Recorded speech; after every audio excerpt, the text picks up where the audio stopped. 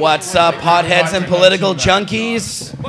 You're watching Cannabis Culture News Live. I'm Jeremiah Vandermeer, editor of Cannabis Culture Magazine and Pod TV. And on the couch next to me, super activist Ted Smith is in the house. Ted, hey buddy. Good to have you in Vancouver and on the show. Always a pleasure. And a little further down the couch, we have Mel Hempseed. And her beautiful dog Lucy is there as well. Hi, Lucy. Protest pooch Lucy. And John Burfello is on the couch also, flying with us here. 307 West Hastings, the BCMP Vapor Lounge, now called the Cannabis Culture Lounge, actually. So if you're in the neighborhood, come down and come on the show. We even have, let's see if we got this going. We have the crowd cam, and we have a microphone set up in the crowd here so that if anybody wants to come up and say anything during the show. So loungers, listen up. You guys, let's just make sure that the audio is cool here. We've been having some weird, oh yeah, it seems to be working. Chatters, let us know out there in internet land. What's up? But yes, if anybody in the lounge wants to ask any questions at any time during the show or anything about pot or whatever, you can come up to the microphone and actually we'll give you a bong rip if you do. How about that? We'll give you a nice bong rip. How are we ever going to leave, man? Exactly, we probably won't. So, yeah, you guys think of something over there. Yeah, and chatters, let us know, please, if you have any sound or video problems out there. We did have some cam crashing issues last show, but I think we've resolved all those problems, hopefully. It's not perfect, but let's see here. We've even got the couch cam. Let's get the couch cam going here. There we go. That's the couch cam for now. And then it can also be the bud cam or whatever we want. It's the table cam. Okay. So, of course, Ted... A lot to talk to you about, Ted. You seem to be mixed up in just about everything to do. All the important cannabis issues somehow revolve around Ted Smith in some way, somewhere. I'm not sure how, but they all do. Well, I've been working in the field for 19 years now, so yeah, I guess... you touch a lot of issues. Yeah, well, there's a lot to do. And now, of course, one of the big issues that you have been doing extensive coverage on in Cannabis Digest is the Owen Smith case. And we have Owen Smith here, actually. The Smith brothers are here. No relation. Yeah. But, yeah, we have that case going on. Now, I wanted to talk to you about the particulars of what's happening with that, because it's kind of a confusing situation, I think, to a lot of people in the movement, and just regular Joe Canadian out there probably doesn't understand it quite as much as somebody like you does. So hopefully we can help them understand exactly where we are there and what the recent decisions and stuff mean for the future of marijuana in Canada and edibles. And now we also have the MMAR case ongoing, and we have a recent court decision on that as well, or a denial of an appeal. Yeah. And so I'm hoping that maybe you can help decipher what that might mean for the future with me as well today. Certainly. As I smoke this pot. Whatever this is, it's quite delicious. Who did this come from? Where did this joint come from? Anybody know? You did? Johnny B? Johnny B, what are we smoking here? That would be the Afghan. Grew that one in, a few months ago. So it's got it from House of the Great Gardener. Very nice. And the next one up beside us is the Medi Kush. Nice. I knew one of them was the Medi. Yeah, I'm just gonna, I'm gonna get this line going here, light up a few, and then I'm gonna get out of the way here and get Owen up here, so cool. Him and Ted can talk and stuff like that. So Johnny, I'm gonna start the puffing and puffing. We're gonna also get some hash going here, and then we're gonna get some LHO going a little bit later on when Horatio shows up. He's gonna be talking more about what his little thing he's doing with and stuff like that. So he's coming down later, guys. So hopefully be able to talk more about that in a little bit here. So just gonna finish rolling these few wings up, and we'll get back to you. Thanks, Johnny B. So, Ted, can we show off the Cannabis Digest there? Even if you put it in front of this camera right here on the table, look at that. I can get an up-close shot here. Now, this is the latest issue of Cannabis Digest? The latest issue. And Owen, who you mentioned earlier, that's going before the Supreme Court, is also the graphic designer. He basically puts together the layout and everything for this. And this front cover is from a book that he's working on. That's a book of poetry. It's a storybook, and so yeah, it's really great having artists display their work on the front covers of the newspaper. Yeah, I really do like the the covers you guys do. You've done some really cool ones. Owen puts a lot of work into these, so really proud to have it out there, and it keeps growing with each issue. Exactly. Now, and people can find Cannabis Digest, just so everybody that is watching knows, they can find this where exactly, Ted? Well, they can find it here at Cannabis Culture, at the store downstairs, and all the vapor lounges. So you drop these off. You come to the mainland to actually distribute these across Vancouver, right? Yeah, that's what we're here for a couple days. We go to a lot of dispensaries and a few head shops, but actually this is one of the few head shops. It's mostly dispensaries around town. Pretty much anybody that advertises with the newspaper, like you guys, gets to distribute papers for free. A lot of dispensaries don't advertise, but they give me a couple bucks for the newspapers for shipping and all that sort of thing. So that's really nice. It's really great for members. It used to be a newsletter for the Victoria Cannabis Buyers Club. And so when Owen got arrested like over 5 years ago, we knew this was going to be a big story. Cannabis Culture wasn't printing anymore, so nobody was going to tell our story. Right. So we made the newspaper to tell our story, and here we are before the Supreme Court of Canada with the national newspaper. Well, and now is Cannabis Digest the only print publication left in Canada on the cannabis side of things? I'm trying to think of any other regular print publications that cover cannabis as their specific issue here in the country, and I can't really think of any. I'm trying to. Well, technically Skunk is printed out of Montreal still. Right, of course. But he doesn't cover Canadian issues, really. No, it's it's not an activist magazine necessarily. It's but although I would think Skunk is really trying to be more of an activist magazine, and they do a lot of good activism stuff. You know, I've come to know and love John. Yeah, you know, like John's, progressed. It was more commercial to begin with, and now he's certainly more of an activist than ever.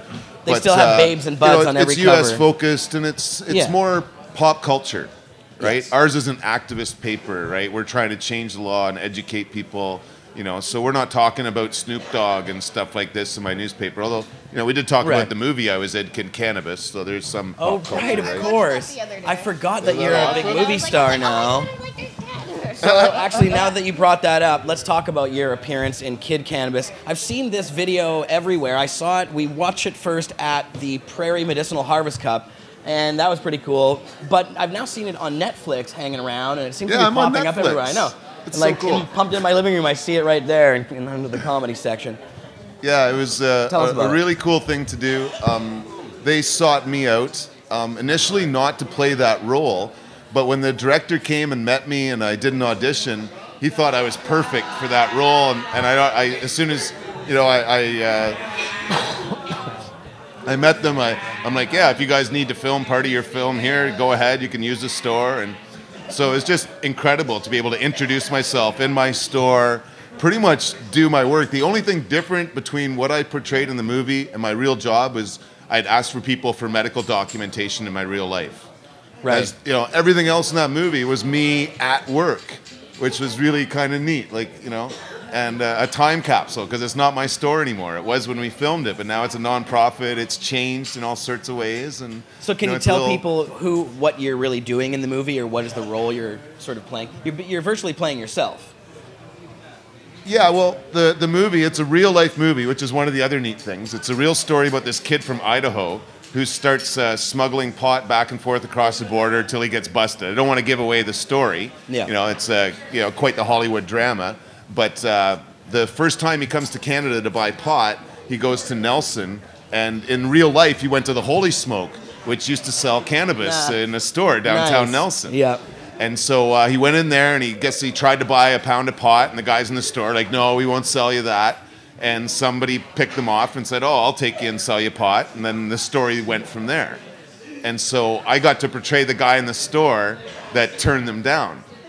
And it's neat. If you watch the movie, the director is smart. The director didn't let the two main actors into the club before we did the first set. And there was no script. So I didn't have any script to go by. The director basically set it up and told the guys to go in there, introduce themselves.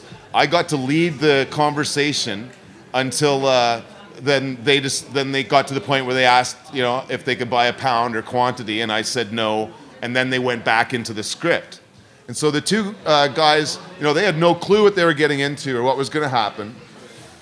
And it was hilarious because when they asked me to smell it, I just reached behind me, grabbed a half pound, stuck it under their nose. Well, that wasn't in the script. These are professional Hollywood actors. They've never seen a half pound of pot in their lives, right? And all of a sudden there's this, they're like sniffing, they go, wow. You know, it was pretty funny. A very authentic reaction there. You can see it in the movie, yeah. Yeah. So, it was really fun. I got to, describe the differences between indica and sativa and, just, do my thing for a couple minutes in the movie. Be Ted. Yeah. That's very cool. It's really neat. Yeah, and actually, the movie has been making the rounds. It seems to be really popular. People all over the place recognize me from the movie, which is just super cool, right? Yeah. Yeah, that's funny how that works. Yeah, this whole Netflix thing, I think everybody is on Netflix now pretty much across the board, it seems like. Anybody who's got it $7 a month. Yeah. Oh. Yeah, no, I say fuck cable all the time. I agree 100%. Fuck cable. I canceled my cable like a year ago or something, and I've never been happier. Yeah. Say what, Johnny B? You forgot how to use the television. Ah, wow, that's not surprising. Yeah. Yes, he's an audio guy. He just knows how to use the bong. He knows how to load hash, and that's all he's thinking about. He doesn't think about anything else these days. So, Ted, about Cannabis Digest, the new issue right here. Now, this is why you're here. You're going to be spreading this around. This is the winter issue number 43. Yeah. And so what are some of the features in this issue? Let's talk about what's in this one. Well, we're going to the Supreme Court of Canada. Yeah. So we'll get back to that, but that is featured throughout the newspaper. My girlfriend Gail's featured in the paper as well. There's a story about her and a note from her.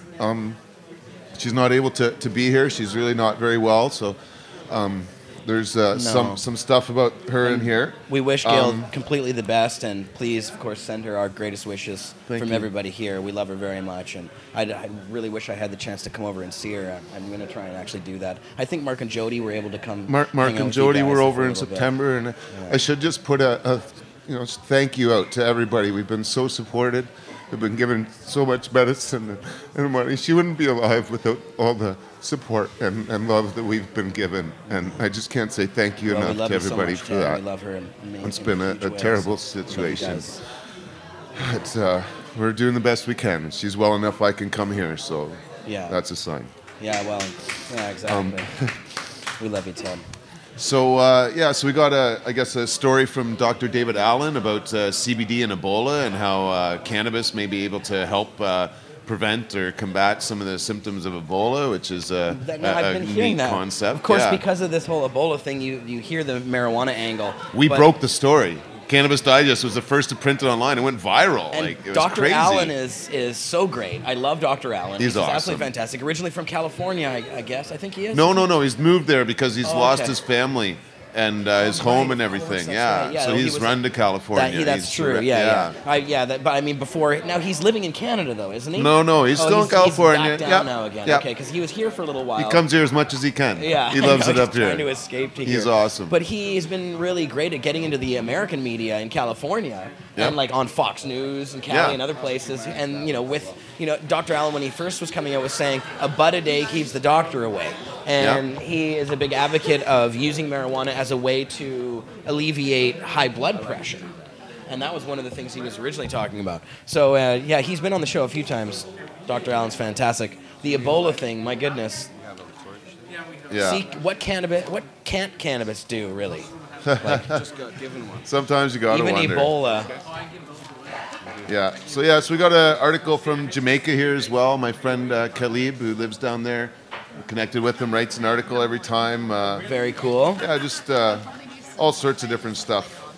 But now, if you want to check it out as well, like we do put it up all online as well, That's cannabisdigest.ca. We're putting out daily blogs every day, just trying to keep people up to date on what's happening, different opinions.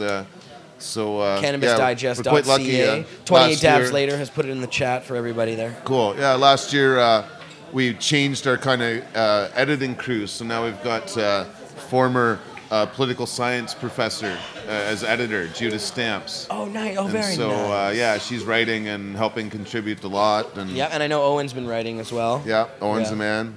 Yeah, that's fantastic. Well, that's great. Now, one of the issues in here, this big centerfold issue, is one that you guys have been covering a lot. Now, of course, this is the Supreme Court challenge upcoming. And, of course, maybe just, if you can, explain to people about the court case, where we are now. Now, a lot of people watching this show are going to know, but if there's a way to sort of sum up the edibles case and kind of where we're at this point.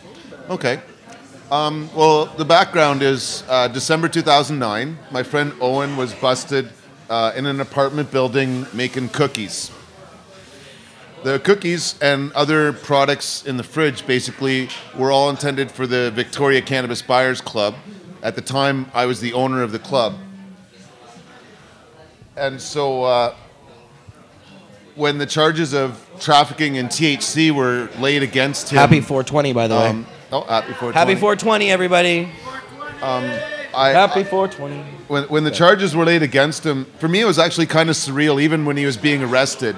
I've been arrested a number of times myself and been through quite a few court cases, and was actually really quite prepared to challenge the law on extracts.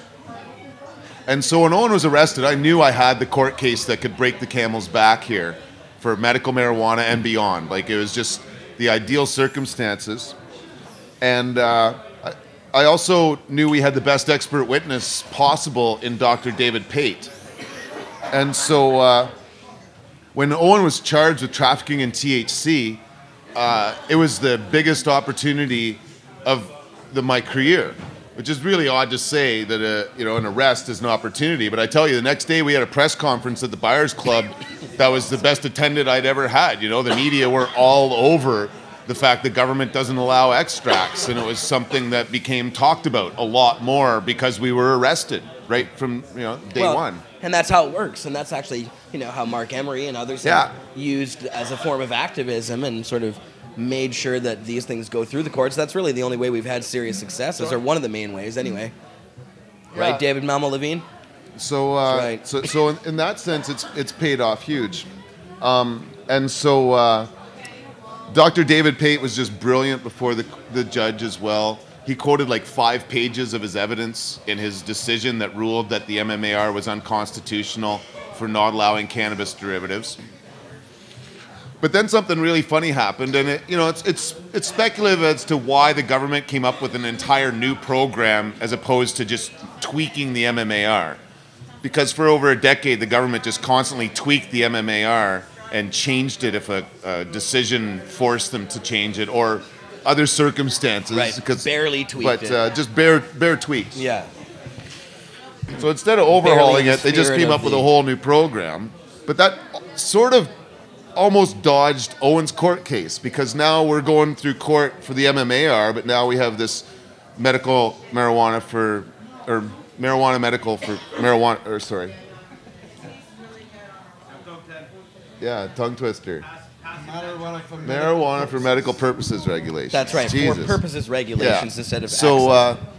Anyway, so Owen's court case had a few interesting effects. On a personal level, the police took the decision to the Canada Revenue Agency because I wasn't paying taxes. So they came after me. I declared bankruptcy against $250,000 in back taxes, turned the club into a non-profit society, and pretty much walked away. So I don't make any money from the club. It runs itself, got a board of directors, all that. So that's been quite neat. But they appealed that decision, went to the Court of Appeal last year. I got to talk. I can't smoke beer. And so the Court of Appeal, in a split decision, agreed with the lower court. Although there's one really important issue that's called standing that I need to get into. The lower court, the first judge, struck down the MMAR as unconstitutional, but then he also ruled that we should go ahead with the trial. There's a jury trial that Owen was scheduled for. And he ruled that even though there was a problem with the law, it was for patients, he said, that had licenses that should be allowed to use it. Owen himself doesn't have a license, didn't have a designated grower license.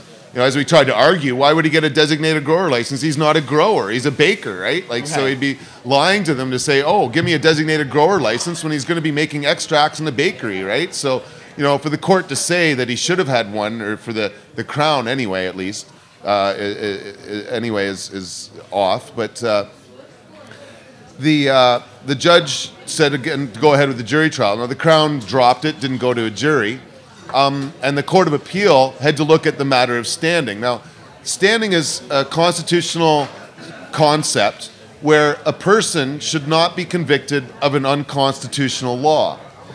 And some of the cases that the most familiar one certainly is Morgentaler, but it certainly goes far beyond drug law. But Henry Morgentaler is a doctor who, in the 80s, challenged the abortion laws because they were so difficult for women to get through that even though they existed, they were virtually illusionary or impossible for most women to get. And so the law was struck down as unconstitutional. Not because Dr. Morgentaler needed an abortion, but because he stood up for others and their rights. And so that's a matter of standing, right? And it's something that was for discussion in front of the Court of Appeal. In fact, one of the three judges ruled against us on the matter of standing and said that, Owen shouldn't have standing in this case. Even though the law is unconstitutional, he should still be convicted of it. And that's been the status quo. There's been a number of decisions along the way, very important decisions, Barron being the biggest one here in British Columbia, where a grower on Vancouver Island proved that the MMAR was unconstitutional for some of its limitations. The court struck down the regulation. They couldn't write a new one, but they said it's unconstitutional for limiting the number of patients that a grower can provide for. The Health Canada turns around and just made this incremental improvement and said, I think in that case, you can have 2 designated growers in the same house and allowed up to 4 grows in one house somehow. Just a very incremental change. But Matt Barron was actually found guilty. He was given an absolute discharge, but he was found guilty. That decision was wrong. There's been a number of decisions like that where people were given absolute discharges, they had no record, effectively they walked away, but they were still found guilty after the law was found unconstitutional. So those were errors in law, and it happens far too often. And so our case is going to seal that and stop that from happening. But it goes much further than that. Because the issue of standing has been important before, in particular with Mark Emery and crew here. Because back in 2003, in October, the Hitzig decision came down by the Ontario Court of Appeal that ruled the MMAR was unconstitutional for a bunch of regulations, again, restricting the number of patients that a grower could provide for and how many doctors had to sign for a patient in the first place. And so the MMAR was struck down, and the court said that until such time as a legal supply of cannabis was available to patients, you cannot convict anyone. And so Mark Emery caught on to that. That was when he did the Summer of Legalization tour of 2004. Right. Because by that summer, Mark and company here were like, hey, this law is basically impossible for them to convict anybody on. Possession, according to this court decision, is mute. There were 4,000 possession charges that were dropped over that time period, let alone the ones that were never even charged, because Mark went in front of every police station in front of every province in this country, and only half the police stations even bothered to go outside and arrest him. The rest of the time, they stayed inside, I think, and didn't even go out and acknowledge he was there, right? Yeah. So, the police could have arrested far more than the 4,000 charges that ultimately were unenforceable. But by, I think, August 2004, they started to supply from Prairie Plant Systems, which sort of fixed that constitutional breach.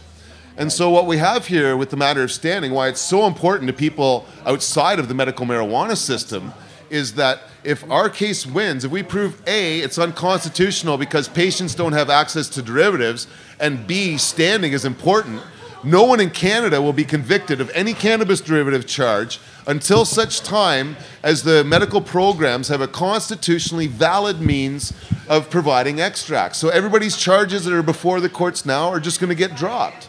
Yeah. And that includes importing, production, trafficking of any cannabis derivative in any quantity.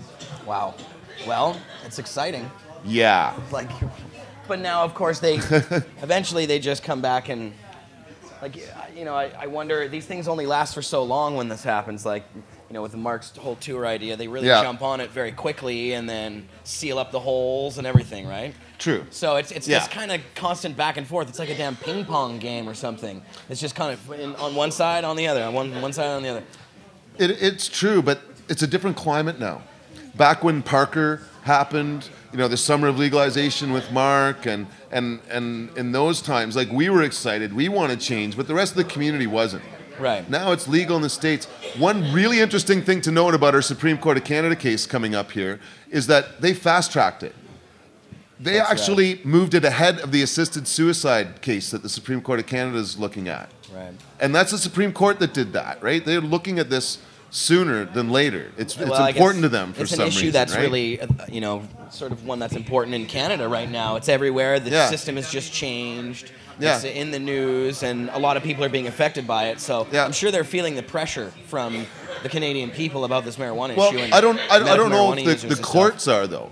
The courts are feeling pressure because they're clogged up with cases like this. Right. Because they see marijuana litigation clogging up the courts all over the place. We have this other litigation to talk about, so they recognize the courts are being clogged for something that most people don't see as a crime, that's really a business opportunity now more than anything, right? Totally. So they see it from I think, that perspective. And it's sort of like a no-brainer, too. Like, this is an easy one, too, I think. But, we'll see when we get before the court. I do have some exciting news. This isn't official yet, but I'm pretty sure that I can claim that we have 5 interveners coming to assist us in Ottawa. An intervener is a third party who can apply to the courts to speak to the constitutional issues. So they can't provide evidence, but they can basically send in lawyers to discuss how a law impacts them. So quite often provinces send in interveners. If a case is going to impact a person's medical rights and they have access to medical treatment that's going to cost money, the government can send in interveners usually. So we're sort of expecting something like that. We're expecting like police associations to come in and intervene and say this is going to make their jobs more difficult. I hope not, but that's a possibility. Right. On our hand, it looks like we have 2 criminal defense associations sending lawyers. We have, it looks like the HIV/AIDS Legal Network and Canadian AIDS Society are going to come as well. So harm reduction type people. Totally. Yeah. And what's really exciting is the lawyers associations want to talk to the matter of standing.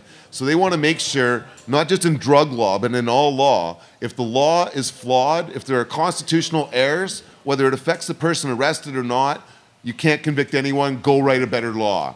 Because our laws in this country should not have flaws that allow the courts to ignore constitutional violations if they're not justifiable by Section 1. And that's really what our government's been doing. And so that's why these lawyers are so excited. That's why this case really goes far beyond cannabis now. It started out with some cookies, but now this really goes far beyond that and is really going to be a significant case. And to me, I think this is going to be the watershed moment for the absurdity of the cannabis laws. And we're before the Supreme Court of Canada to talk about whether sick people can make cookies with the cannabis they grew in their basement. Like, that's absurd. No kidding. And so I think that we're at the tipping point here, and that this court case and the amount of attention that it's going to receive, because it's already been cited as one of the top cases before the Supreme Court of Canada this year. Mm-hmm. They've sort of brushed it off as like the Brownie case and whatever, right? Like, there's all sorts of puns you can make about it, obviously, right? They're having their fun, but it's a significant one, especially when this matter of standing really hits the fan. Right, exactly. Now, Ted, do you want a bong rip? Are you a bong guy? I won't say I'll hit anything, but it's Duchess. I'll do it. Or we also have Lovecraft here. There's the beautiful Redbeard piece Lovecraft. Well, I'm going to load that one up as well. It's loaded, buddy. This one, Duchess, is loaded. And what maybe Owen wants, a Lovecraft hit. I don't know. Holy mother. And Owen, you have a microphone over there. So, Owen, how did, you got wrapped up in this in such a crazy way. You were just there baking, but did you expect that this would, when you were just making cookies, was there ever the thought in your head that this might platform into some were you ever even afraid that you might get arrested for baking? While I was working at Ted's dispensary, I would go down to the graveyard, which is just across the street from the courthouse, and I would sit there on the bench, the park bench during my breaks, and smoke really big joints and just stare at the courthouse and think about what I was doing and think about whether or not this would actually get seen by very serious people, whether they would see right through the ridiculous law that's in place that prevents people from eating cannabis while letting them smoke it. So I'd had time to think about it, and I had time to think about what I would say. I imagined what would happen when the cops came through the door. All kind of in daydream, like when you're sitting there and having a puff and thinking about, what could happen.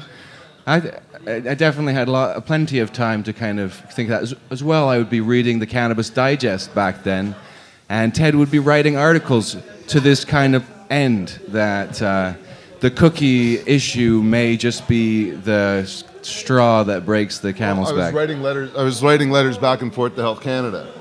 Yeah. Right. Then it's crazy that was the one, the cookie case.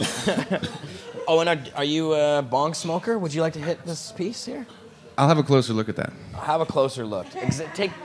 Do a little examination. Well, and this is something that, here, let me quickly show it off just on this cam before I hand it over to you. This is the Redbeard piece, Lovecraft, quite a beautiful piece, made just for the show and for me. Pass that on down there. Redbeard's making a bong. He's making a cookie bong to raffle off for the case, eh? That's right. He's making a Cookie Monster bong. Yeah, Cookie Monster bong. Cookie Monster. Yeah. He didn't finish it last week, though, I don't think. I'm not sure if it's... He's in the chat here. He is in progress working on the thing, I'm pretty sure. Yeah, he's amazing. He did it like Thank you so much, Redbeard. Show or something, or an hour and a half. Yeah, he's doing the Cookie Monster Bong tomorrow, too, he says in the chat. You rock, That's buddy. right. Sorry I can't watch. I'm going around town. Watch it later. Yeah, awesome. So you can watch the Redbeard Show Saturday at 4 p.m. Pacific Time on Pot TV, www.pot.tv. Yeah, everybody loves the Redbeard Show. It's great to see him.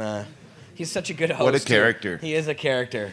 It's not just cool glass blowing, it's the entertainment. And it's not just a show. It's just the Redbeard. It's just the beard.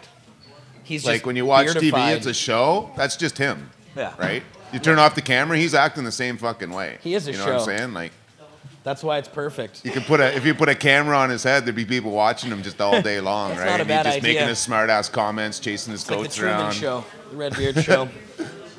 Yeah, so tune into that. Redbeard, yeah. That's very cool, and yeah, I guess some of that's going to the cookie case or however that works, right? He's auctioning it off or something. Is that right? Yeah, he's auctioning it off. All the proceeds go to the club, which is beautiful. Very Thank you, buddy.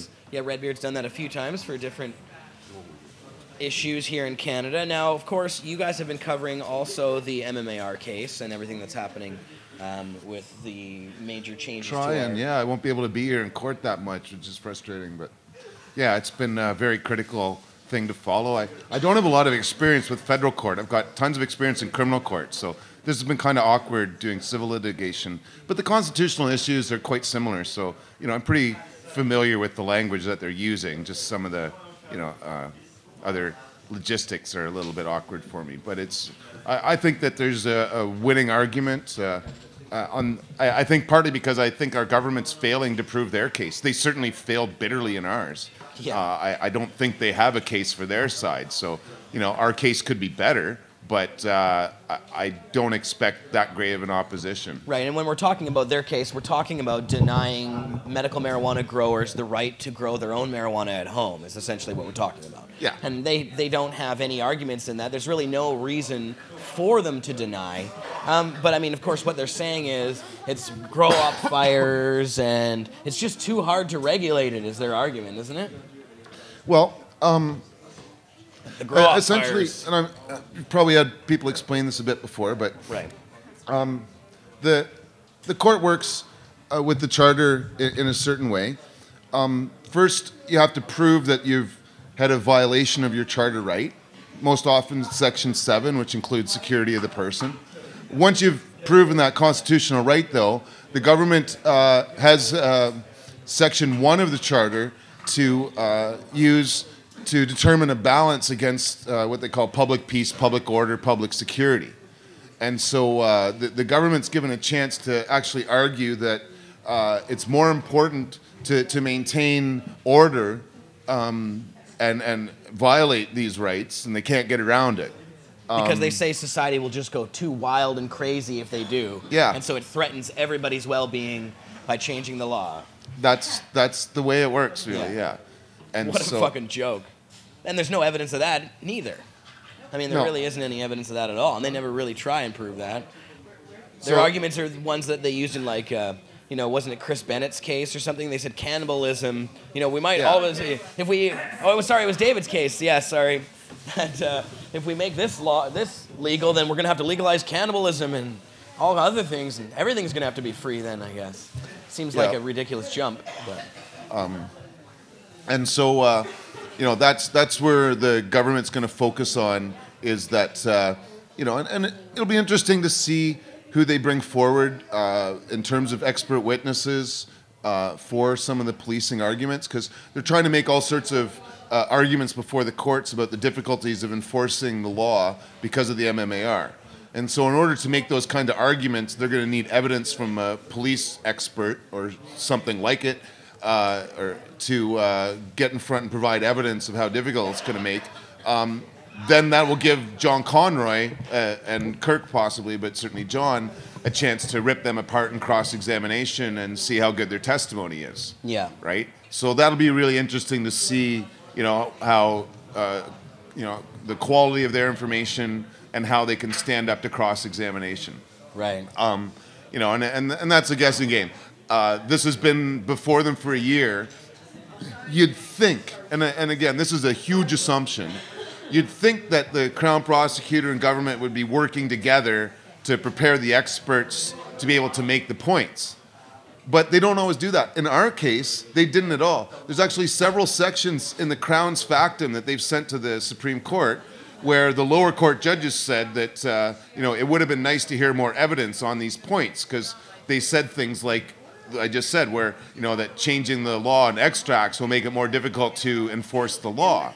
Right. But they didn't actually have a police expert. Right. No police the expert that they had actually wouldn't testify. He showed up in court. He was going to testify it was worth hundreds of thousands of dollars because we had this oil all in the fridge, till he found out it was like olive oil, and he had no idea how much it was worth, how to use it, and that he looked like a complete idiot in front of the stand trying to pretend to be an expert witness when he didn't have a clue what it was that we were using. Of course. So he didn't testify at all. So they had no police testimony at all. So they can't make any claims about the difficulty of enforcement. It might be fun then for John to just dummy these guys, and they bring in a bunch of witnesses that they say are experts, but then they don't know their shit. Oh, well, he'll rip him to shreds. Yeah. So, this is why I said it'll be interesting to see who they bring forward, how good their evidence is, how credible the judge sees them, right? Right. In our case, the government completely dropped the ball. Right. Their expert witness, I think I got into it in an earlier show, just how he just did an exceptionally poor job testifying. And with Dr. David Pate, we just scored huge points. So. Right, you guys had somebody on your team that was doing the right thing. Johnny, I see you have a microphone in hand now. Because I was going over some of the stuff dealing with the court case coming up on February 23rd, because of course I'm involved with the Coalition Against Repeal and do a lot of education on this stuff. And from what I understand, they have chief of police, they have fire chiefs as witness experts, like in some cases. The Crown's coming in. The Crown's coming in with that and stuff like that. So there is a lot of heavy hitters that are coming in on that sense of what they're saying into this and with the criminal aspects behind it, with bringing in chief police, bringing in criminologists, stuff like that. So from what I understand, there's 14 expert witnesses coming up against our 6. So it really comes down to right now is fundraising and getting the funds in there so we can get some better expert witnesses. It's just... They're really kidding us with that by bringing in so many experts. It's now costing a lot of money for the lawyers and stuff. So this is where the problem lies. They're bringing in too many witnesses, what I understand. So of course, I know you guys can't see me, but this is a big court case for everybody, right? I got a cam on you. It's a big court case for everybody because this is not just about. It's about a right to grow, period, right? You got to take a look at the whole aspects of how they're coming at it with municipal bylaws and stuff like that. So, you know what? There's a lot going on there. There's a lot of. It's going to be interesting how things lie. So it sounds like they're building something. Well, of course. That's from what's happening with the system, with the licensed producers, with the big money being thrown at it. And we're not just talking here in Canada, but with the legalizations, what's happening all over the world and stuff like that. It's a whole different ballgame. It's big business now, right? It's what it is. That's why you see so much on the public's trading markets and stuff. Mm-hmm. It's definitely a big fight, and it's our fight to continue to be able to grow our medicine, and that's the biggest thing. And it's at that point they're taking away our right to grow our own food in our own houses and stuff like that. So it's a bigger picture that people got to really, really look at. really behind it. And Ted's smiling and looking at me, and he's like, he knows exactly what I'm talking about.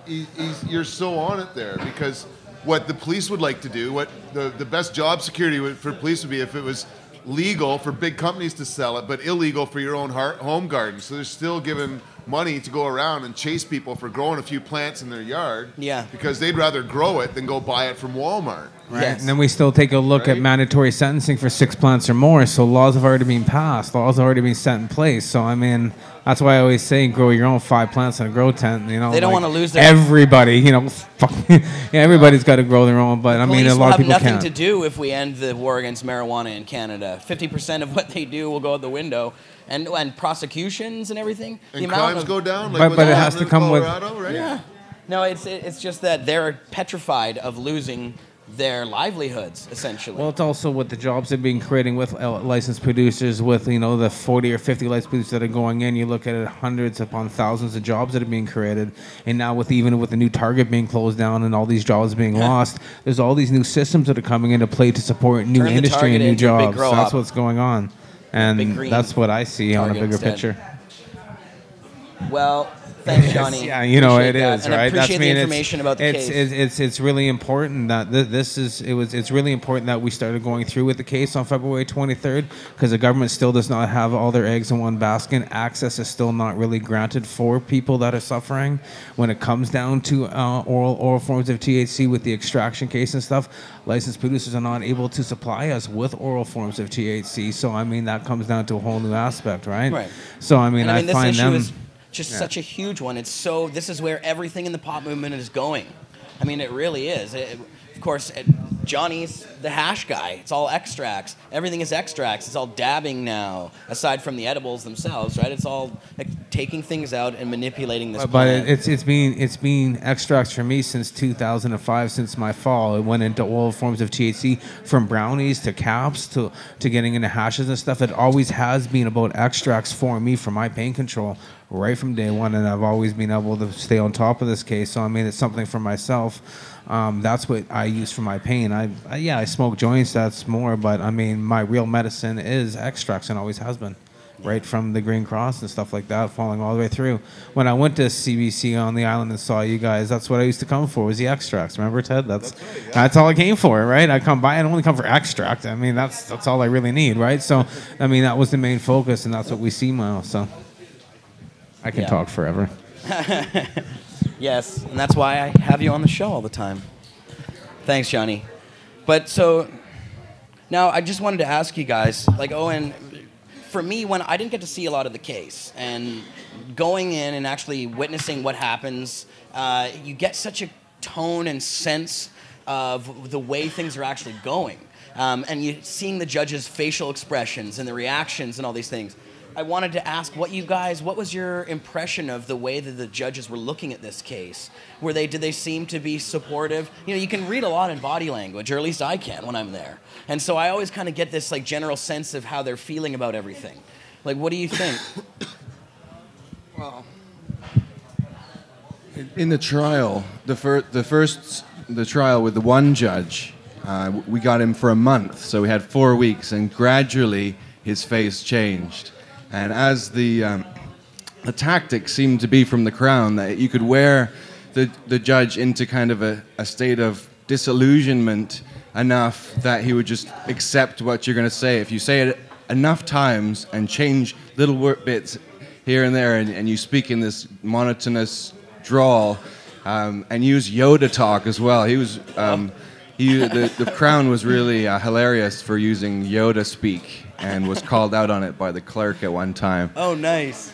But it really he changed over the 4 weeks, so that he was eventually leaning over his desk and giving the Crown some stern looks, kind of shutting the Crown down at points before he even finished what he was saying, because the Crown realized what he was saying was such dribble. Right. Yeah. Well, that's a good sign then. Yeah. That's always something. It was good to see. You're quite right. The first judge, actually, when we started the case, he wrote us off as a bunch of hippies, and he was not happy. He wasn't happy with me. You know, our expert witness, Dr. David Pates, got hair down to his ass too, right? So it's like everybody but the lawyer in the room is a hippie. Yeah. Right? Kirk is the lawyer. And so what broke him, though, was one of the patients, Gina.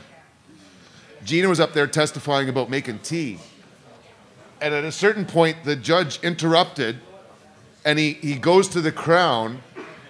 They were talking about, making tea. He goes to the Crown. Is this what we're talking about? That when she makes a tea and she lifts the strainer, that the liquid left behind is illegal? And the Crown, yeah. And the judge kind of snapped at that point and changed. But he didn't grant us any favors at that point, but he did the patients. At that point, it's like, okay, what's going on with patients is wrong. But he declared again that the law was unconstitutional, but let's go ahead with a trial and convict this guy because he's still selling to people that aren't, MMAR patients, right? Right. So the first judge bought the patient one, but not the standing issue, right? Right. When we got before the 3 judges of the Court of Appeal here, the one judge had totally made up his mind before we went into the room. He was not going to agree with the case. He was not going to agree with standing. He was not going to agree that patients' rights were violated. He tried to come up with this dream that somehow patients could make whatever they want and they wouldn't be charged for anything, which wasn't even the Crown's position, but that somehow was what he came in with. But he wasn't going to grant standing. From the very beginning, we didn't catch on what was going on till it was like later and we thought about it, but he'd pressured the lead judge into asking questions about standing, and that dominated the conversation of the day, was standing more than the other issue. And it was even funny because the Crown wasn't even trying to argue standing. They were like, that's an issue that goes far beyond cannabis, and all the case law before the Supreme Court of Canada and all these other matters says that standing is important. So we're not really arguing that. But the court wanted to hear it, and that judge, that one male judge, just would not listen to reason, and he just argued that, Owen can't argue that other people's rights are violated. So you can often tell. We'll tell probably, I think, in the first 10 minutes whether we're going to win at the Supreme Court or not. We'll see, but I think we'll tell pretty quick. And so what's the timeline for all of this? Do we know? March 20th, one day. One day, March 20th. Bam. That's Kirk's going to get like an hour. We've got, again, 5 lawyers from different interveners that are going to get 5 to 10 minutes each. Wow. We don't know if the other side's getting interveners, but Kirk will be lucky to get an hour and a half. Jeez. And we don't know how much is directed by the Supreme Court, whether they're asking questions or whether, we're given time to just talk. But March 20th, one day. That's here. Yeah, where is it? Ottawa. Supreme Court of Canada. Oh, it's in Ottawa, of course. Wow, well, no, that's gonna have to be there for that. March. That's going to be important. Yeah. Yeah, yours is going into March. Oh, yeah, I know that. Thank you, my friend. Sorry. Oh, that's okay. We got joints going everywhere. So, we have a few pivotal court cases. We have a Malmo Levine. Do you have time for me now? Yes. Well, right this very second, we're just wrapping this conversation up. I still have a couple things I want to ask Ted. But can you come back in like 5 minutes, David? Come back in 10 instead. Because this might, we're getting into it here. DML is up on the show next. Also on the show a little bit later, we'll be bringing on Annette Parks, who is the web editor of Cannabis Culture, our new website. We'll be talking about the future of Cannabis Culture as a website as well.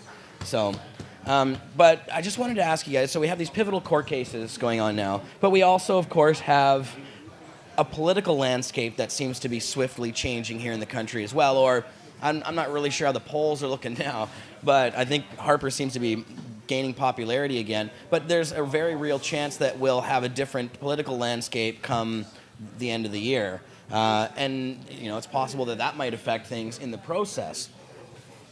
I wonder about your thoughts on the Liberal Party, on Justin Trudeau. I haven't really had much of a chance to explore this with you, Ted, and I'm wondering what you think about the whole thing. Well, certainly Harper's got to go. So I was going to vote Harper.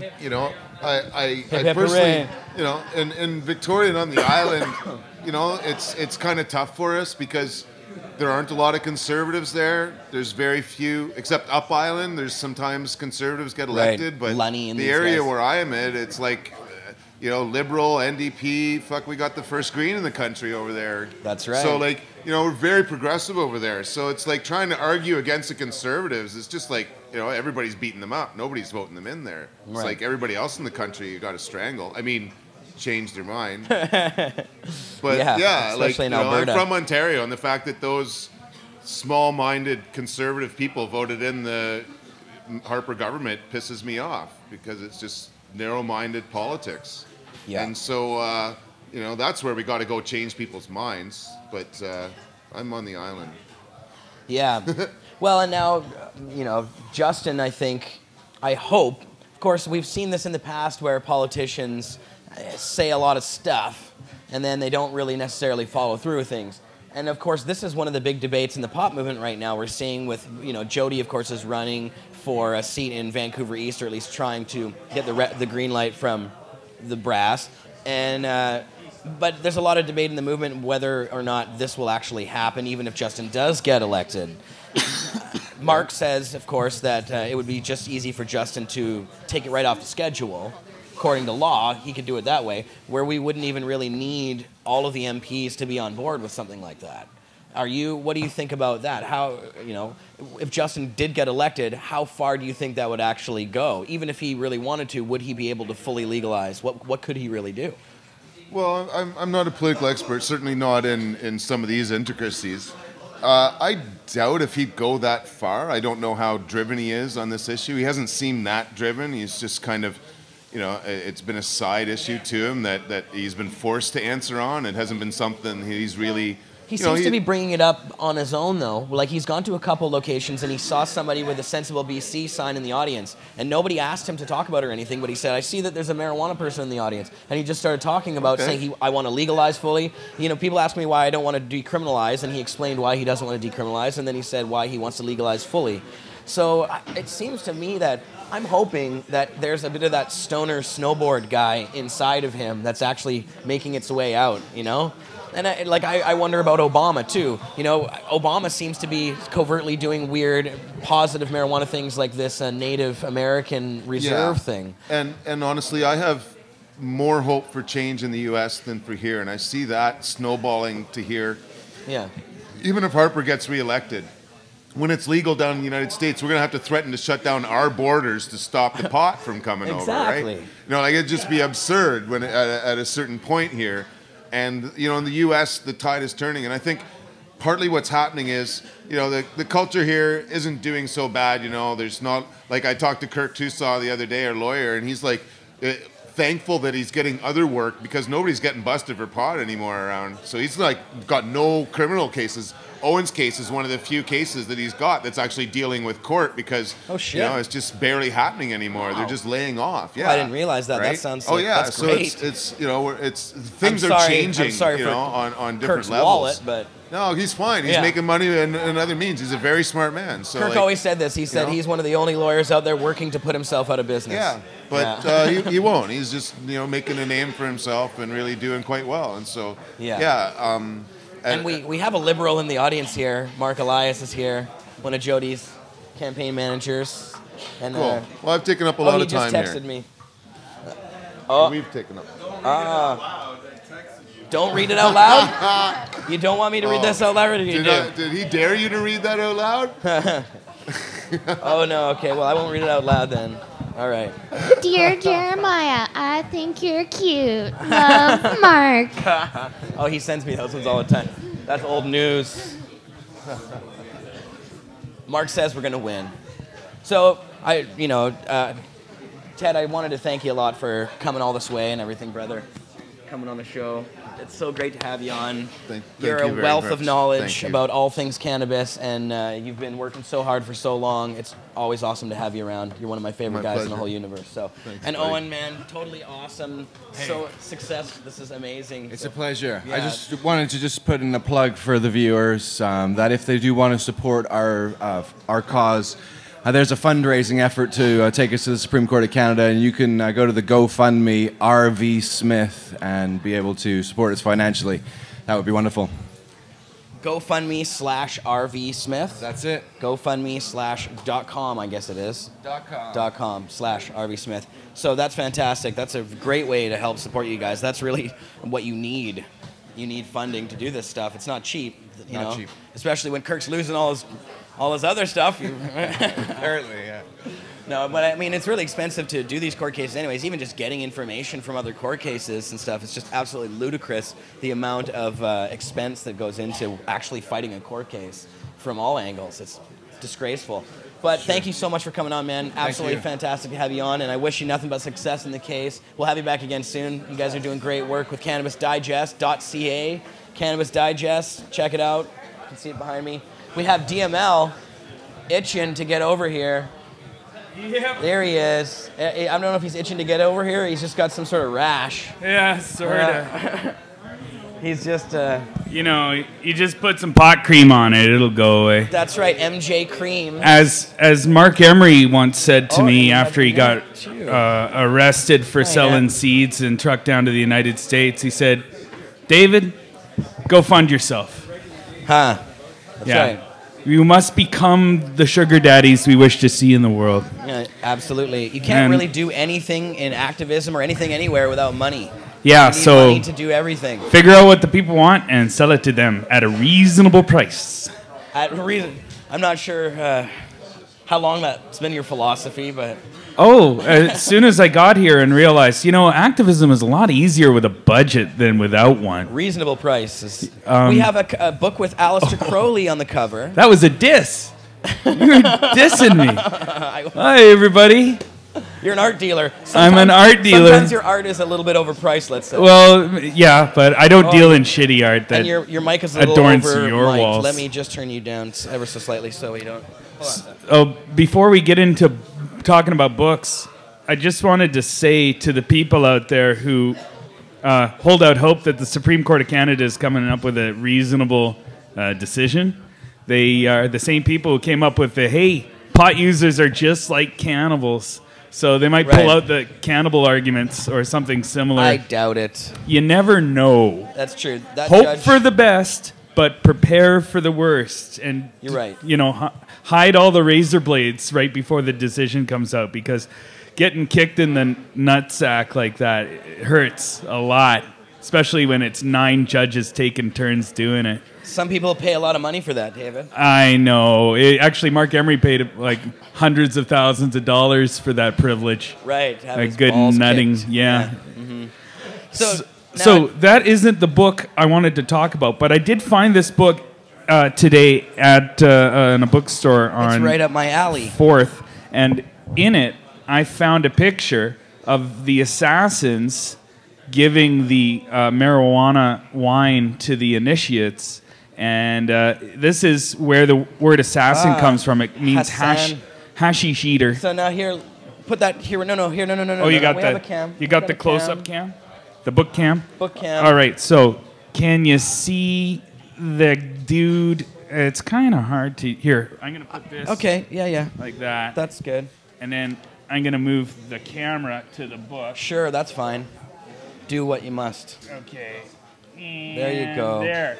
Okay, these dudes here are getting the marijuana-infused wine from the old man of the mountain, and then they drink that wine, and it's so infused with cannabis, they pass out.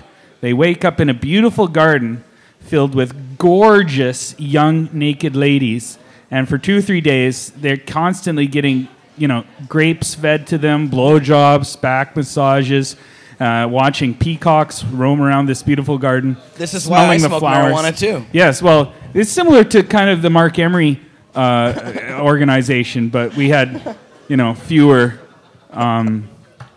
No, it's similar to anyway, but and then you'd have a whole bunch of people who would then drink more wine, wake up at the foot of the master, and he'd say, "All right, if you want to go there again, you have to die in my service. So I got a list of things I want you to do. Kill all these people. They're assassins, so they'd be hired or kind of." Convinced to assassinate people, and if they died, they were convinced they were going to go back to that garden again.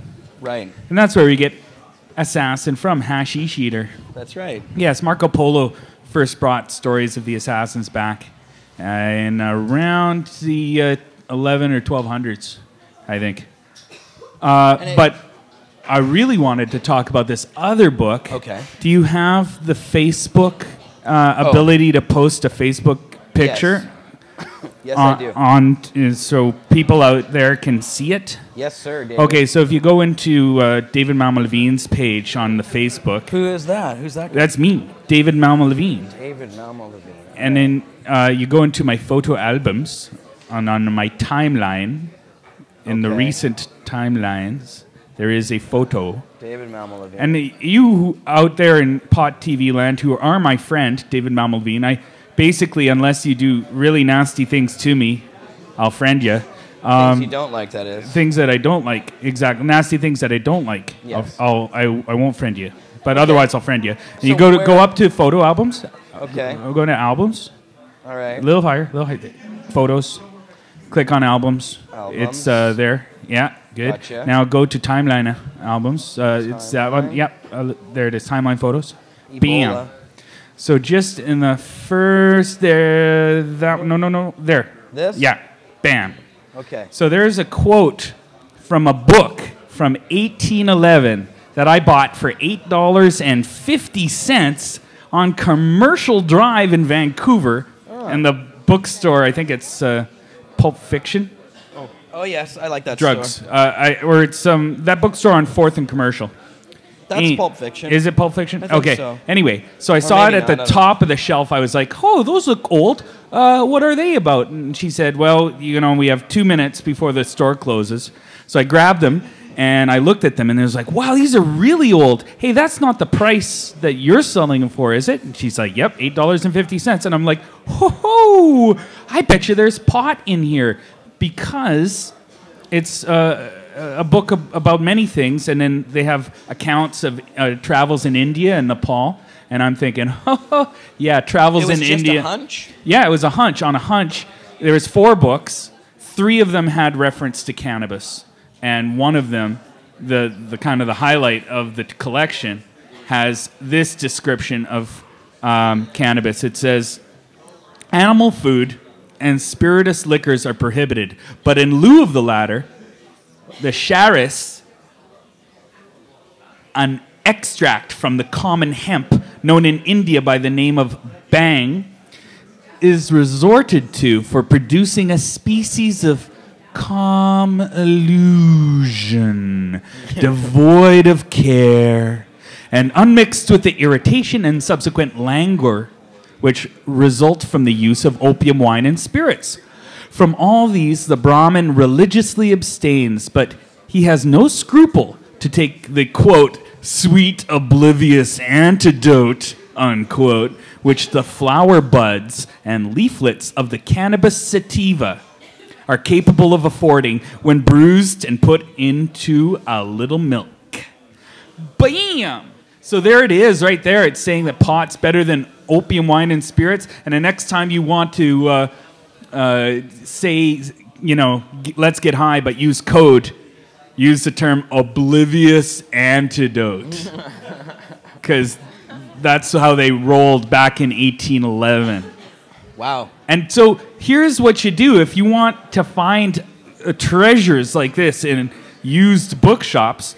You look at the old books, and then you look for the ones that are about people's travels to other countries, especially countries that are pot friendly, like India and the Middle East. And I've been finding a lot of treasures in old National Geographic magazines, and there's a ton of those out there, especially the old ones. I love old National Geographics. Yeah. There's just endless treasures. And any time during National Geographic's publishing, they've been publishing since the late 1800s, all the way till today. They constantly are putting opium, cannabis, hookahs and bongs and all sorts of things in there about pot. They can get away with it as exotic because the savages. Because they're reporting about the world and all the right. things in the world. So yeah, check that out. And if you found one that we don't have, send it to me at malmalevine@gmail.com. All one word. David, and it's nice that you are out there searching for these tidbits. Now you had them all compiled in the museum just behind us here. I'm a tidbit man. That museum has now been auctioned off to the highest bidder. I just sold it to some guys. There was no auction, but they were pot activists, so it's staying in the fam, as it were. It will become at least one, maybe a couple of museums in the United States. We haven't got a firm location yet, but as soon as we find out where it's going, we'll report to you, the Pot TV viewer. And the people that you're working with are worthy of... Don Wershafter is the guy who's bottom lining all of this, and he's been a pot activist for... well, a long time, since the 80s at least. He was with the Ohio Hempery, and he has quite an amazing cannabis bottle collection himself. So the museum's just going to grow and grow. And since I opened up here in around 2008 on the pot block, since I opened the museum there, I've been continuing to collect as often as possible new images and books and artifacts. So the museum's grown a lot since then. So we're going to take those new images and put them on the wall of the museum or museums that he opens. Right. So this museum that he's opening is going to be a very large expansion on the museum that was here on the pot block. Plus we're going to have a coffee table book of the museum, so you can bring the museum home with you. And the museum is online at herbmuseum.ca. We have thousands of exhibits and artifacts in the view exhibits by category section. So you can look through all the things at herbmuseum.ca and check out the museum online right now. Herbmuseum.ca. Yes. Of stuff there. Any art shows coming up, David? Well, I have a dispensary that I'm opening up very soon. Oh, now that's even more exciting. It's in the works. I can't tell you more than it's imminent. And when it does open, we'll have a housewarming. Resistance is futile. That's right, man. We're just going to keep on getting higher and higher and puffing tougher and tougher. That's right. Till from our absolute determination, the drug warriors, anti-pot drug warriors just say, okay, you win, we lose, you were right, we were wrong, we apologize for the genocide of the medically autonomous, and we won't do it again. One day. But now, David, the thing that's even more exciting about this new dispensary that you're opening, it's not just because you are at the helm of it, which is, of course, very exciting. Very exciting. Not just because the prices are going to be insane, but because of the economies of scale will allow that. You won't be undersold. No. So, I want to see you like doing a commercial with a chainsaw, like cutting into a couch or something. Like, you want to talk You want to talk deals? We'll talk deals. You want to eat olives? Don't come down to David's crazy house of buds. I hate olives. So, but give us the spin, David. How is your dispensary different than other dispensaries? Well, in many ways. First of all, we are going to sell to healthy people, and we're going to say we're going to sell to healthy people. In fact, we're going to advertise the fact we're selling to healthy people. We're going to get them doctor's notes, too, for preventive medicinal uses of cannabis. Hence the name, the Stressed and Depressed Association. So if you go to stressedanddepressed.ca right now, you can read the history of cannabis as a relaxant and antidepressant. That's where the museum came in to provide evidence of cannabis as the safest, cheapest, and most effective antidepressant and relaxant on planet Earth. So you can learn that too. You can download the booklets and take them to your doctor and get a doctor's note for cannabis as a preventive medicine. There, we can join together the medicinal and recreational groups into one solid group of people undivided by the man, and we can united defeat this horrible genocidal prohibition. Because recreational is medicinal. Recreation is a subset of medicine. It's not the opposite of medicine. It's a part of medicine. It's the part that keeps healthy people healthy. It's the part that says R&R is prescribed, and one of those R's is recreation. It's the part that says laughter is the best medicine, and you get the giggles from smoking pot. Yeah, if you look at the worldwide Webster definition of recreation, it says to restore to health. To health, I say. So recreation is a subset of medicine, and if it keeps you healthy, well, that's just as important as it helps deal with sickness. So we are going to redefine medicinal marijuana to include everybody. No stoner left behind. Well, I'm glad that you're on it, David. I'm on it with a bonnet. On it with a bonnet. Now, I wanted to ask anybody, since we have a microphone set up there, is there anybody who wants to ask Mr. Malmo Levine a question about anything? We Stump a stoner. I don't know if anybody has question an activist. I'll give you a bong rip if you have a question. So, just wondering if anybody does. It doesn't matter if you don't. Oh, definition of a herb. Microphone. Oh, okay. Definition of a herb. My definition is very inclusive. If it's a plant or a fungus and it helps, it's herbal medicine. So that's pretty broad definition. As broad as I could. Yes, microphone. That's not the correct botanical definition. Oh, there's as many definitions as there are dictionaries, Neil. You just pick the one that makes the most sense to you and run with it. There's been quite the debate on Facebook about that in the last couple of days. So I just what a herb is? Yeah, what a herb is. Send me the link and I'll chime in with my 2 cents. All right. Neil, do you want a bong rip? Sure. Oh, yeah. Here, I'll load you one up. Okay. So, well, that's great, David. I'm really excited about it. Now, sorry, do you have a location then? I'm working on that right now. I looked at a place today. Oh, you did? I can't tell you where it is. It's super top secret. But it looks very promising. What can't you tell this audience? I'm just going to blow everybody's mind. And I'm going to turn the world upside down, me and my co-conspirators. And we're going to redefine medicine, get everybody in Canada who wants one a doctor's note, and use the drug peace dividend to solve the rest of the world's problems. Yes, simple as that. We're going to bring hemp ethanol back into the economy, remove the red tape around industrial hemp, invest in hemp ethanol manufacturing and distribution, and then solve all those Keystone Pipeline tar sands related problems by replacing that dirty climate changing fuel with the clean climate stabilizing hemp ethanol. So that's all part of the plan, but you know, the difficult I'll do right now, the impossible will take a little while.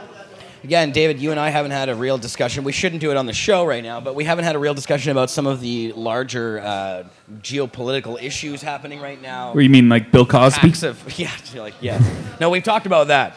But, you know, acts of terror and... terrorism. And many other things that are happening right now. Annette, would you pass that letter over here? That's probably for another show, but I think definitely pot cafes opening up all over the world would definitely spread the money around, which is one problem, and it would chill everyone the F out, which is another problem, and we could find our common ground, our common unity in the cannabis community that has spanned all the other communities, has served as culture or subculture to every other community on Earth. So, you know, we could all, you know, share what we have in common.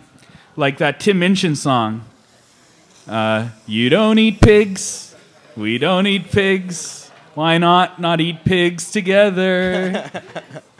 That's interesting. Yes. Yeah. So terrorism is just... Vegetarian Zombie mentioned another song in the chat. He says, it's all you need is lube. All you need is lube? Yeah. Yes. Free as a bird and all you need is love. That's the Beatles' way of saying we need libertarian socialism. Libertarian being... the freedom part, and socialism being the love part. Those anarchist Beatles. The anarchist Beatles, man. A working class hero is something to be. All right. Well, David, that's fantastic. Thank you. All right. I get high with a little help from my friends. David Malmo Levine, everybody. What's that? Puff Tough keeps your heads held high. I still didn't. DML. herbmuseum.ca, stressedanddepressed.ca. Yes. Stressedanddepressed.ca.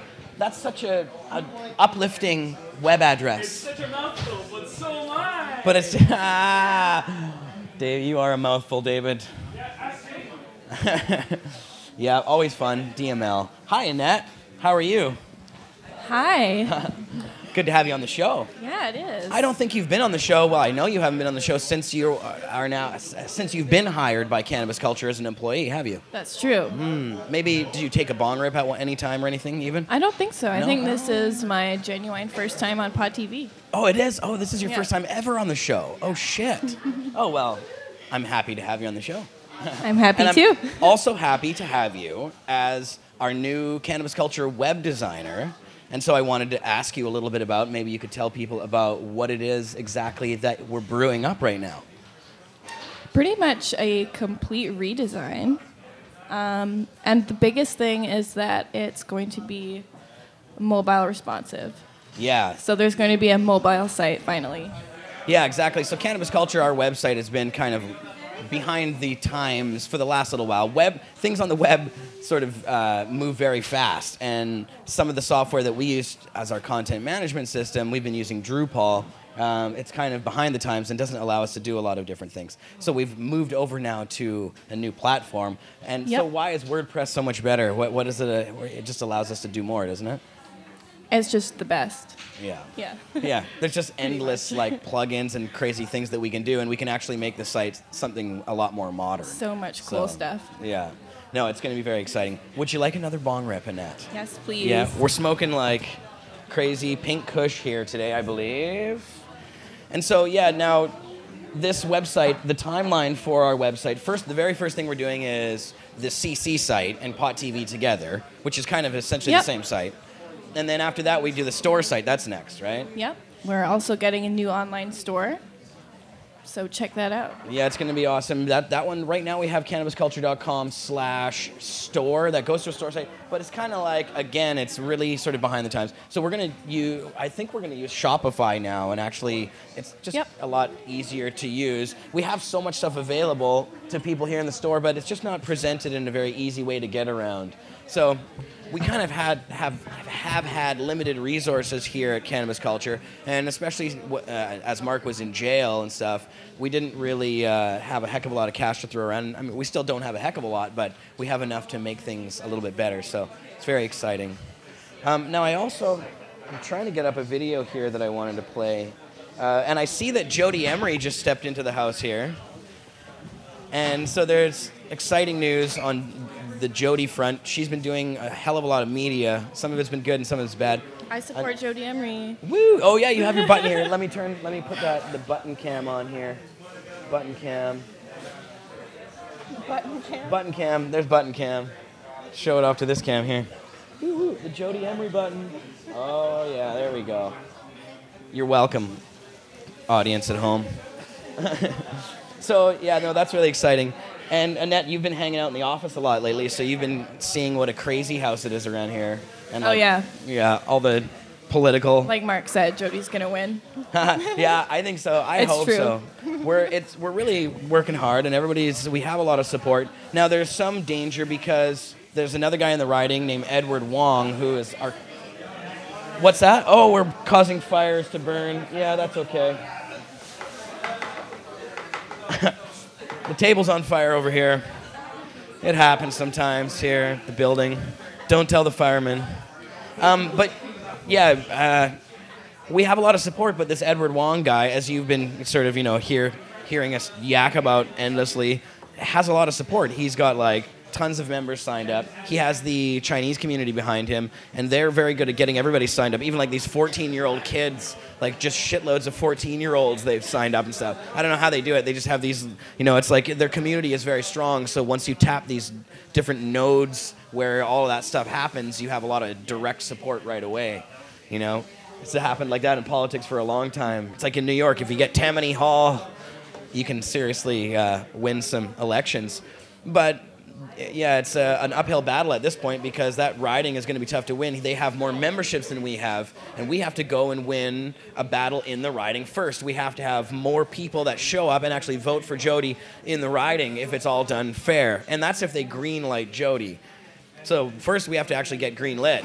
We're worried we're not going to. As it stands now, Jody's the only candidate who is running that hasn't been either red or green lit.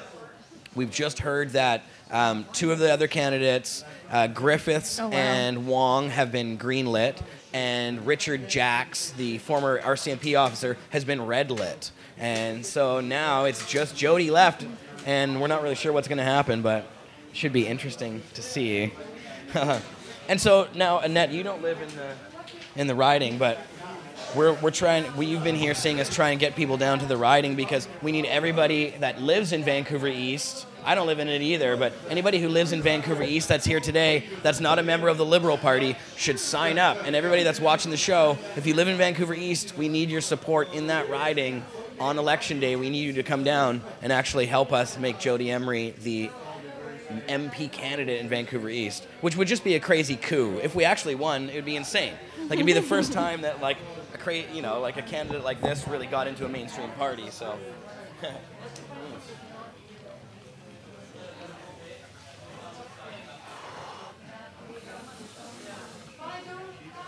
Bye, Jody. Annette, since you've worked here, do you find that you've been smoking more pot? Were you this big of a pothead before you worked here? You've been Totally. holding up. Yeah. Yeah, you have the skills, so It's pretty chronic. that's why you seem to fit in around here pretty well. Yeah. Are you It's true. What do you think of this working environment? Does it? I mean, sometimes it's like a party around here. It's not always easy to get shit done. It's always a party Absolutely. around here. It is a party with you. That's why around I come here. Too much damn hash. Like- the staff can't even see straight. I'm Everybody's over trying to there. work, and I'm they're like, running out of "Ugh." weight. So what we got over here now is we got Horatio over here with his little station. What and do we you said got? if we had an extension cord, we could actually bring everything over here and talk more about what he's got sitting over there. What is that exactly, That's Johnny? that was that really nice stuff that I showed you last week. That non-residue solvent extract, the LHO. So I forgot to bring down the man behind it instead of me talking about him. Yes, that's a very good idea. So that was the whole idea, and then of course now, Mr. wait a Cookie second. came down. Which is the stuff you're talking about? Get specific with Remember me. that really, really nice, uplifting Pineapple Express that I smoked with you there? You're smiling. I do think, remember I it, of think course. Jody tried. Everybody Yeah. was We around had it there. up in She the office, smelt it. and She's we like, had "Oh, it that on the smells show." amazing. What is that?" Yes. She remember smelling it, and well, that was the type of extraction that I'm using, and it's also what Mike's using for his microdosing, for his cancer and stuff like that. This isn't the one with the terpenes added. Yes. It is the one with the terpenes. There you go. So Okay. there's the more of the smile. So this is the greatest tasting extract that I've ever actually had in my life. This is my complete favorite extract I've ever tasted because I'm really heavy on the No, you never tasted it at 450 degrees, done on a nail properly, low terpene, low profile. So Probably not. Horatio, we're over here talking about you quite a bit, eh? Yeah, I Yeah. know. We're talking about how great your stuff tasting and stuff, and how amazing it is. And of course, you can see the look on his face. We're just trying to get an extension cord so we can bring this over here and talk more about it, Should come over on the couch. or come over on the couch. We're gonna Yeah, find yeah, a way come over on of the getting couch. that over here. Yeah, because now this stuff is just so amazing. The taste of it, it really tastes like oranges. And it's Wait, okay, completely come on over loaded here. with flavor. And now I wanted to talk about how this is actually done. Yeah, man, come on over. So here, he's gonna ask a question now. Good to see you, man. What's happening? What's happening? Man, I am a huge fan of this stuff. Like, and now Johnny was telling me a little bit about the process and what you actually are doing here. Can you explain to people and tell them what is this? Like, what this stuff that you're making? Why does it taste so good? And what have you done here? Well, I started off by just kind of researching, we're all into non-polar extracts. We know what the list is. And at the You can grab the mic out of there if you want to. Oh, sure. Yeah, come straight out of there. When you get to the bottom of the list, what you see is this one, it says limonene, and you're like, that's non-polar. What the hell is that? And you look it up, and it's like, it's a terpene. And then you start the Google process, and everyone goes, well, this could be the ultimate. It would be non-toxic. It would be renewable. It's pretty much made out of the trash from our orange juice.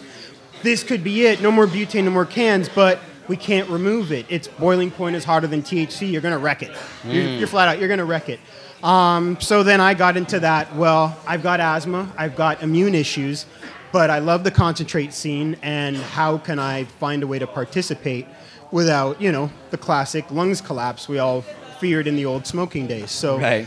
I pushed and I pushed and I pushed. And I developed a process in which I could basically maintain the temperatures that BHO needs to make it nice, to make it appealable. Nobody wants that pile of goo. So after a year of development, that's come to market. It's come to the Vancouver scene. Slowly but surely, as I build my confidence, you've all shared in it quietly, one way or another. And with my new breakthrough with isolating the terpenes from drying weed, the flavor and the change has gone to a new level where we're really starting to get an experience of taste from strains we've never tried before. So I brought down some Pineapple Express, which is more of a live resin for you to try. Oh, man. Okay, there's an extension cord on top of the cabinet right there. There's a yellow one up there, and there's one in the second bin down in the cupboard closest to me, the Tupperware container there. Oh, Brian's here. He knows what's up. All right, So now just to go over this again quickly here, like you're taking, it's coming from, the extract is coming from two sources then, is that right? Well, my solvent is extracted from the waste from orange peels. Right. So my solvent is a terpene. So in a mad world, I could technically extract Tangy to get my solvent. Right, and I'm wearing my Tangy shirt, which was, here, let me turn the cam on here. Yes, I'm wearing my DNA Tangy shirt from DNA in Amsterdam. They gave me the shirt for free. It was very nice of them. I told them that I'd wear it on the show, and I think this is the first time I've actually worn it on the show. But yeah, this is because it's one of my favorite types of weed, man. Like, I'm just all about this type of terpene, right? Like, that flavor to me, that, like, super orangey, lemony flavor, I just love that shit. And this shit is just completely, the stuff that I had from Johnny before, totally loaded with that flavor. And so now you're using the terpenes as the solvent. So if there's any residue left behind, it's not something that's going to harm you necessarily, or like, other... Well, that was kind of, I was in a different boat. I can't risk someone choking out. So I started with that. The worst harm I could do is give somebody a bad flavor. And the last harm I can do is give somebody a bad flavor and let it be there, and we'll work forward. Because I kind of started from, if this could just help make RSO instead of people using naphtha or ISO, done. I win, I'm done. If it can't make shatter, so be it. If it could just allow us all to have the equivalent power to really extract and get what's out there without catching on fire, blowing up, possibly killing somebody. Yeah. The worst case is you get a vitamin-sized dose of limonene. So I figured that was a good foot. That's how I kind of got into it. And right. Then, you push and you push, and then one day it actually meets the requirements to make something, appealing for you to try. Yeah. We're already set So, up? Perfect. Are you leaving, Corey? Bye, Corey. Thanks for coming down. I hope you feel better soon, sweetheart. Corey was sick today. She wasn't feeling so good. She was sticking to her own bong. So, wow. So that's really cool. Now, for people who want to know how to do this, is this something that you're teaching to other people? Have you written an article about it yet? Is there a video that people can find? And if not, can we make one and get you to do this? Each time I think, okay, this is what I do. This is what I know. I try to make it faster. I try to make it better. I try to make it cleaner. I try to refine something. I kind of hit that point in October where I'm like, okay, this is what I know. Now I'm going to teach it. And then I'm like, well, people have this. There's a difference between limonene, the solvent, and all the flavors that make up orange. And I had always known there were these alcohols that give it a strong orange overtone that aren't limonene even when I test it. So I had always been in a battle with knowing, well, I could remove these flavors, but it seems everything I read says you got to use chemicals. So it's kind of like you want to be perfect, you're just going to have to sacrifice the whole reason you started in the first place. So I kept working, and after a year, I managed to isolate those and remove them. So I got more of not a butane taste, because we never thought, what if butane is adding a taste? We don't really know. Until someone can vaporize the plant in the grow room and huff it, we really don't know what the plant tastes like. So I started to remove that orange overtone, I'm starting to get back that flavor. And one breakthrough led to another, and instantly I could isolate the terpenes from wet weed. Wow, that is cool, man. So with that, I've joined the forefront of terpene isolation technology, and now I'm able to reapply it to the strain I extracted it from. So Is this a proprietary secret, though, or is this... Unfortunately, it's become proprietary secret stacked on proprietary secret without even noticing it. I was like, how did I extract the terpenes? And I'm like, the same way I extracted the limonene from the oil. Oh, dear God, it's another breakthrough upon breakthrough. So what I've been teaching people is how to make RSO. because that's the one where I'm like, you got a problem, you got somebody in need. You can't be wishing on one day when we're all legal. You need to do what you got to do in your home unit. So in that scenario, I started with a coffee mug, a rubber band, and a filter, and another coffee mug. And from there, you get your basic Pyrex pan, and you put it in the food dehydrator, and you leave it for 2 days, and let that evaporate. That'll get you 90% of it removed. And your 10% is the exact same percentage as a vitamin dose. So to a degree, your RSO comes with an anti-cancerous dose of limonene, because limonene on its own is being researched for anti-cancer. So right. It, in that weird way, everyone at home can even enhance potentially the quality of their medicine by pairing it with limonene. So that's the method I teach. That's as simple as it is. When it gets into making it for dabs, I refine the limonene. It gets more purified and clean. But food-grade limonene is totally safe for you to extract with at home. And everyone's got a food dehydrator. And it's just cool that it's, kind of part of the whole plant process anyways. So you're really reconstituting something that was there anyway, or like. Well, that was kind of it. I'm like, well, this butane's nice, but what happens if the government figures out that's what we're using?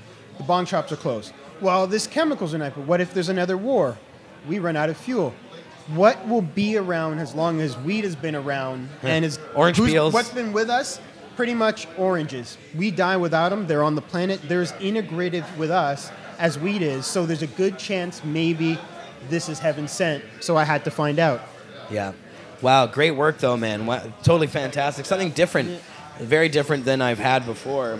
And just because it's got such a flavor and it really does get you super stoned. I always remember back in the day people, talking about eating different kinds of fruit when you smoke different kinds of pot. And, you'd like eat a mango after certain things or whatever. And well, it's about increasing terpenes. And that's one of the things about the limonene, what I like and stuff like that. I was saying when I actually consume it, then I take like an orange jelly cracker and I have some nice orange chocolate.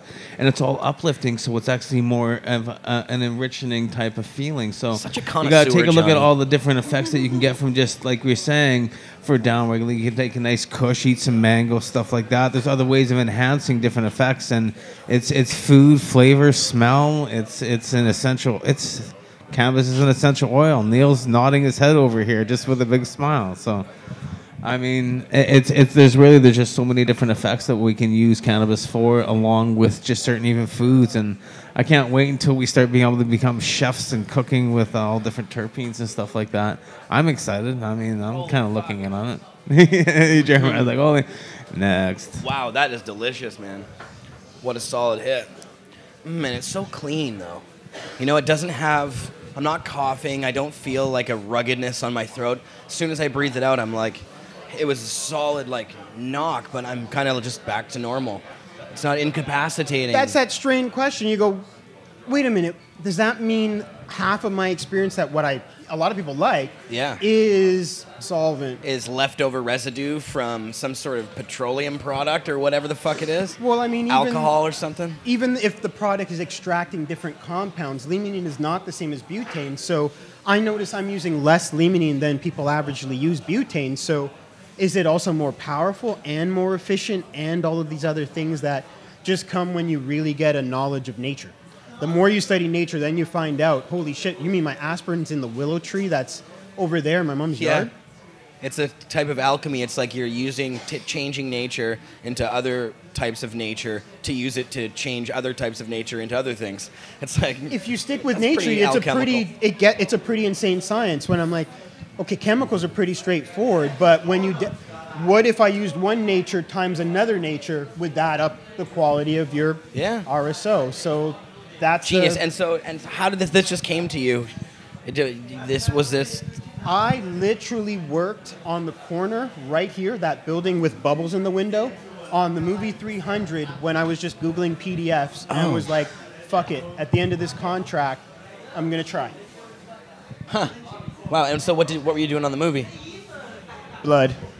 Fake 3D blood. Fake 3D blood. Oh, you're a blood guy. Yeah, head splitting. Every movie has one. Well, it's funny. When it's 3D, I've done it for years, and I'm like, I can't do anything better with my mind than make fake blood. I'm like, what about this limonene thing? It seemed the thing about it is I was reading it from the standpoint of it's replacing hexane, it's replacing chemicals that you're using to degrease. Yeah. So people that work in factories we've never heard of on giant machines are not going home with toxicity because they're using dangerous chemicals to clean shit off. That's when I'm like, okay, this is a game changer. Why can't it help weed? It seems to be changing everything else on the planet. Let's see it work for us. And here we are. I'm literally looking at my old job out the window, and the transition is complete. Say what? Yeah, show that off, please. Let's show that off here. We'll put that up here.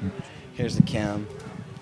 So it looks really clean. Of course, here it is on camera. So don't tip it up too much, but there you go. That's it right there. It's very smooth, very nice, and I'm definitely looking forward to my dab now. Yeah, thanks for the awesome. But interesting. I've really enjoyed it myself. It works very well for my pain, and it's one thing that's helped me through certain things. And of course, this particular strain is something I really enjoy. Yeah, no kidding.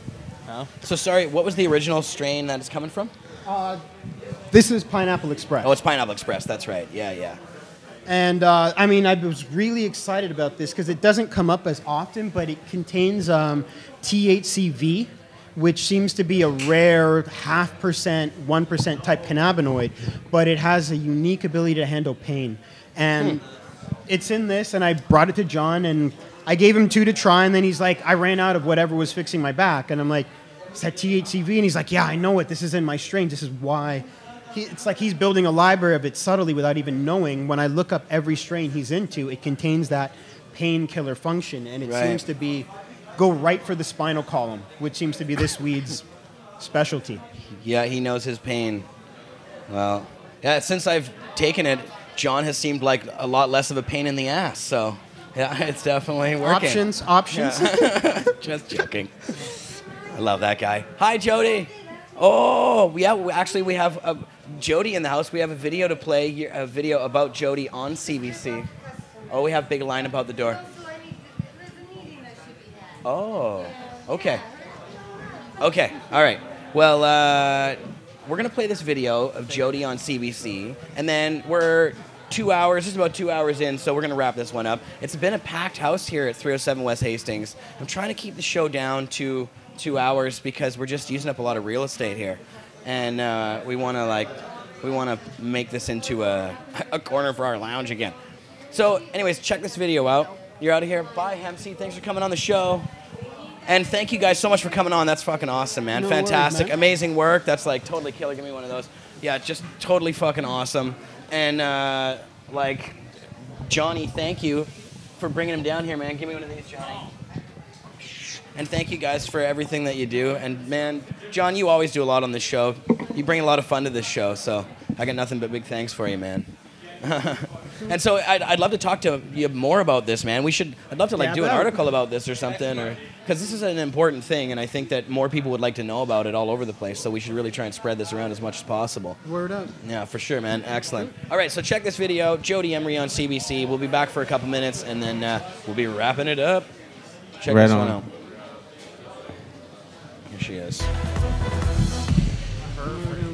How have you been received by the Liberal Party of Canada? And I ask that question because of emails that you have gotten hold of that the Liberal Party of Canada has been sending to people who support your campaign. Well, when I initially wanted to run, the Georgia Straight locally wrote a story saying Justin Trudeau and the Ottawa Brass were wooing me to run for them, and that wasn't true. So when the Liberal Party started getting these phone calls saying, you're meeting with Jody Emery, you're getting together and plotting things out, that wasn't true. And I understand why they were a bit nervous, thinking, why would someone tie us to Jody that closely when we've never even met? And I decided just to keep campaigning and going ahead with it. But the Liberal Party has been put to task by the Conservatives. The Conservatives even rose in Parliament and condemned me and my husband. Sure, but it's not even a Conservative issue. I mean, we're talking about the Liberal Party seemingly distancing itself from you. I mean, in the wake of emails that supporters, your supporters, have sent to the Liberal Party, and then in return, the Liberal Party has been sending emails back saying, look, we have nothing to do with Jody Emery. We don't support Jody Emery. We don't support Mark Emery. These are emails that they're sending out. That's true, and I think it has to do with my husband saying he wanted to go on a cross-country promotional tour, which again was misrepresented as a liberal-endorsed event. It's not. It's just Mark Emery, the activist, telling young people and all people to go out and vote. But the news, which a lot of it was generated for many months in Maclean's and all sorts of national media, talking about my desire to run, a lot of it made the Liberals nervous because it talked about my husband, not me. And to be honest, my husband was in federal prison for a few years, and I've been doing my own thing, running a business, growing my employment, having a lot of people hear about me and learn from me at events and conferences, very high-profile ones too. So I'm a little bit hurt, I can say, that the Liberal Party is dismissing my campaign and blaming it on my husband, but that just gives me more reason to run even harder as my own woman. So how open of a nomination do you think this really is? Anyone paying attention to the news knows that the Liberal Party is not holding true to the open nomination pledge. But as a business owner, I understand that in some circumstances you want the best candidate. And I think the Liberals should stop saying they're holding open nominations in every riding and say that in some places they prefer the best candidate. And there's nothing wrong with that in such an important election where we hope to defeat Harper. But in every other riding where it's an open race, where perhaps people like Libby Davies once held a strong seat, anyone should have a shot. And that's a good idea. But now with my riding in particular, it's getting very heated with Libby Davies, whom I greatly respect, deciding not to run again. Do you think the Liberal Party of Canada opposes your nomination? I don't think they oppose it because I can tell you there are Liberal Party insiders who have worked in Parliament in Ottawa for many years who have written to me and said they support me, and they're discouraged with the way that I'm kind of being frozen out. But again, I'm just an activist, and this is more reason to fight harder and prove that for me, my principles and my ideas and my desire to get rid of the Harper government is far more important to me than getting involved with the party and winning a seat. I just want to help make sure the Conservatives lose the next election, and I really truly believe the Trudeau Liberal Party can do that. And if I can help as a candidate or just as a supporter and a regular citizen, I'll do whatever I can to make that happen. Okay. Jody Emery, thanks for your time. Thank you. All right. Thanks, everybody, for watching out there in Pod TV land. Love you guys. We'll see you again next Friday. And you can watch the Redbeard Show tomorrow, Saturday at 4 p.m. on Pod TV.